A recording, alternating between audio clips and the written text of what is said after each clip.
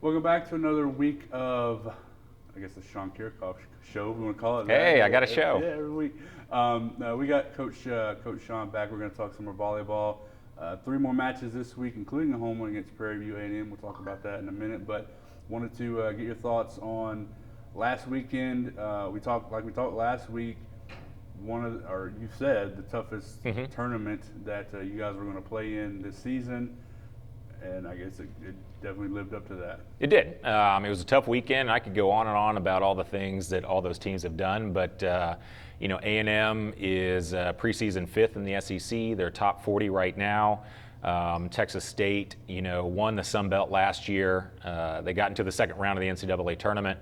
They're top 60 so far, and Rio Grande Valley is a top 100 team. So it was hard.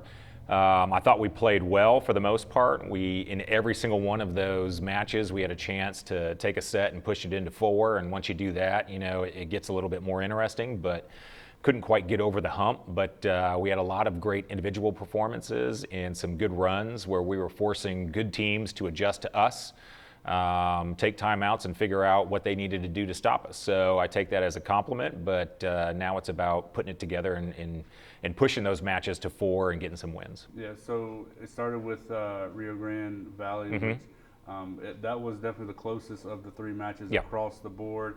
What was it in that match that you saw that, it just like you said, just didn't find that final little push to win a first or a third set or whatever the case was? Hard to pinpoint exactly what it was. They had a lot of talent. They had good middles. They had some great outsides, and their right side was dominant. Just the ability for them to be able to spread the ball around offensively is what kind of probably would be, the big thing to point at. And while we did a ton of great things, Hannah Brister's having a fantastic year, is just, phenomenal offensively. And defensively also, relative to last year, and can score against anybody. But while she, in most cases, can take care of the ball and score when you need it the most, you get predictable, and we need a little bit more offense, spread out. And we had that at times, but like we've talked about before, we need that on a consistent basis and not just this set or this match. Right. It looked like, you're just looking at the weekend as a whole, that Courtney she seems to be finding she was good. The spots that she needs to be in. Yeah, Courtney was really good. Take away a set here and there. Did really well against some really good middles. All three of those matches, we were up against really good middles that could defend her and good blocking pins. And she did a lot of good things with the ball. Moving into this week, because last week was what it was, and you learned from it, and like you said, there were some good things that you saw out of it. So last week of non-Southland play, this week you got Prairie A&M. So I guess first couple thoughts on there, as obviously the goal is to win the Southland, but you can go 4-0 against the SWAC, which is pretty neat. Yeah, I guess. That is true. Prairie View is much improved. They've already taken Sam Houston to 5, ACU to 5, and Louisiana Monroe to 5. And so they're going to be tough, and it's something that we can't look forward into next weekend. It's always a fun match for us because it's when we bring the elementary school over to cheer for us, so it's loud and crazy in there whether we're playing or not. But they have a lot of fun with it. Our girls have a lot of fun with it, and we enjoy doing that on a yearly basis. And we think that that's going to give us a nice little push to be able to take the match. But it's not something that we can just sleepwalk through by any means, and they've proven that all year. Right. But yeah, we're looking forward to that match and being at home again. Yeah. And it's been one of those things, and I guess I keep talking about it, but finding those other offensive threats and those offensive things, as we get closer and closer to Southland play. Are you seeing some, like we talked about, Reagan's had some good matches individually, Courtney's been doing well, Lex and Hannah have been there all year, but are you starting to see that kind of come through and be where you want it to be? Absolutely. And we've had, like I said, sets here and matches there where other people have stepped up and had great matches. The hard thing is, for our setters at least, is that Hannah is so reliable that it's easy just to give her the ball all the time. But you have to be able to spread that out and give it to other people and give them those opportunities to either succeed or fail in pressure moments to build on and be able to gain that confidence for later on in conference. And I think it's coming, but it's slow going. And again, like I just said, it's harder to do when you know that you can give someone the ball and they're going to do something good with it, and you keep going back to the well. Right.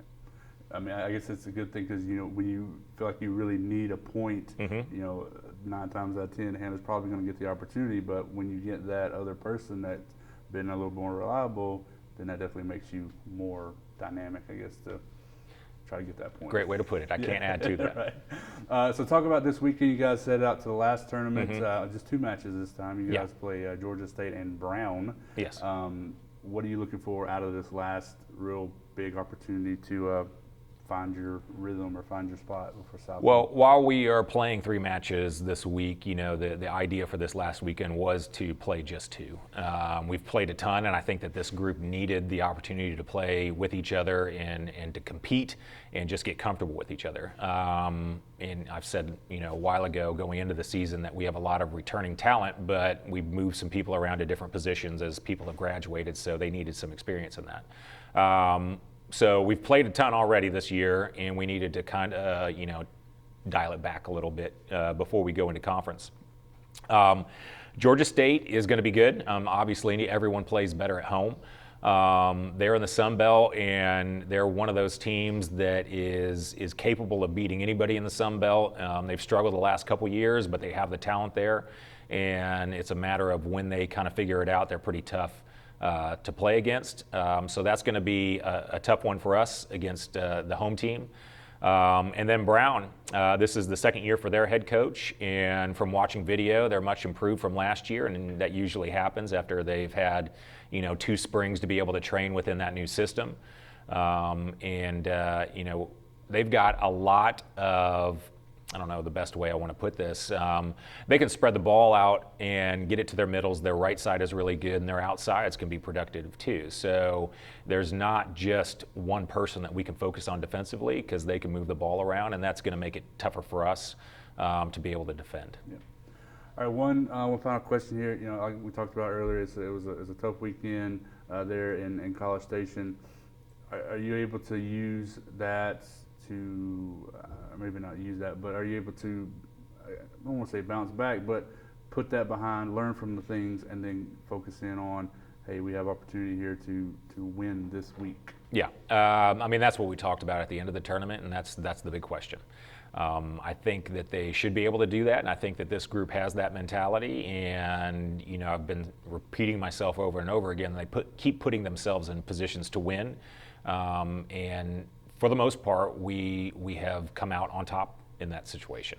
But I think this group is ready to kind of move on and get some wins going into the conference season and see what we can do.